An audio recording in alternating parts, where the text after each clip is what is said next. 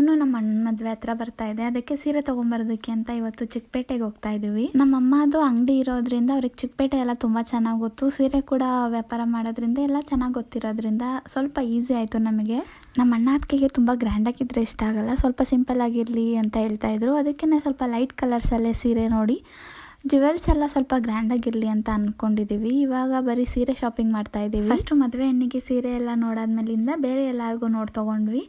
ನಾನು ಕೂಡ ಲೈಟ್ ಕಲರಲ್ಲೇ ತೊಗೊಂಡಿದ್ದೀನಿ. ಅದಾದ್ಮೇಲಿಂದ ಅಮ್ಮ ಮತ್ತು ಅಜ್ಜಿ ಮನೆಗೆ ಹೋದರು. ನಾವು ಚಿಕ್ಕಪೇಟೆಯಿಂದ ಡೈರೆಕ್ಟಾಗಿ ಮಲ್ಲೇಶ್ವರಂ ಹೋದ್ವಿ. ಅಲ್ಲಿ ಹಳ್ಳಿ ಮನೆಯಲ್ಲಿ ಮೇಲ್ಗಡೆ ಫುಲ್ ಎಲೆ ಊಟ ಕೊಡ್ತಾರಲ್ಲ, ಅದು ತಿನ್ನಬೇಕು ಅಂತ ಅಂದ್ಕೊಂಡ್ವಿ. ಬಟ್ ಟೈಮ್ ತುಂಬ ಆಗಿದ್ದರಿಂದ ಸಿಗಲಿಲ್ಲ.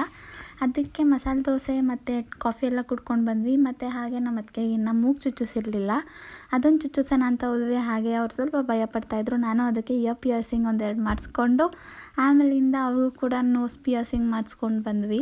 ಇವತ್ತು ಪ್ಲ್ಯಾನ್ ಮಾಡ್ಕೊಂಡಾಗೆ